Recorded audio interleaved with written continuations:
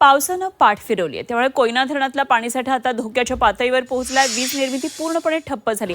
परिणामी 4 दिवसांपासून वशिष्ठी नदीमध्ये कोयनेचं अवजल सोडण्यात आलेलं नाहीये आणि त्यामुळे औद्योगिक क्षेत्रासह चिपळूण शहर आणि नदीकाठच्या असंख्य गावांवर आता तीव्र पाणी टंचाईचं हे संकट ओढावलेलं आहे। कोयना धरणामध्ये पाणी साठा एकदम अत्यल्प राहिला आणि त्यामुळे तिकडून पाणी सोडलं जात नाही आणि त्यामुळे वाशिष्ठी नदी कंप्लीट कोरडी झालेली आहे। पंपिंग स्टेशनला अजिबात पाणी नसल्यामुळे लोटे MIDC मध्ये गेले 4 ते 5 दिवस अजिबात पाण्याचा एकही थेंब आलेला नाही। त्यामुळे सर्व कारखानदार हवालदिल झालेत आणि त्याबरोबर त्या परिसरातले सर्व नागरिक राहणारे जे MIDCच्या योजनांवर अवलंबून आहेत असे सर्व ग्रामपंचायती आणि ग्रामस्थ त्यामुळे खूप पाणी संकटात आलेले आहेत। त्याचा आढावा घेतलाय आमचे प्रतिनिधी रवींद्र कोकाटे यांनी।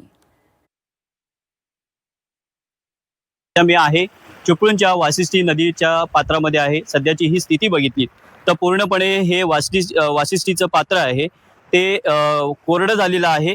याच वाशिष्ठी पात्रामध्ये कोयनेचे अवजेल सोडलं जातं, मात्र कोयनेची पाण्याची क्षमता आहे ती कमी झाल्यामुळे कोयनेची वीज निर्मिती आहे ती बंद करण्यात आलेली आहे आणि त्याच्यामुळे या नद्यातून सोडणारं जे पाणी आहे ते सध्या बंद केलेलं आहे। त्यामुळे त्या कोयनेच्या अवजलावरती चालणाऱ्या नद्या आहेत त्या कोरड्या पडल्यात। परिणामी या नद्यांच्या काठावरती असलेली जी गावं आहेत तिथले जे रहिवासी आहेत त्यांना या पाण्याच्या झळा आहेत त्या बसलेल्या आपल्याला पाहायला मिळत आहेत।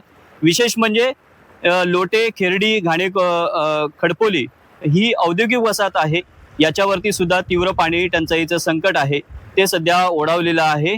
पुढील 8 दिवसात पाऊस न झाल्यास गंभीर परिस्थिती निर्माण होण्याची भीती सध्या व्यक्त केली जाते। Ravindra Kokate, Zee Media, Ratnagiri.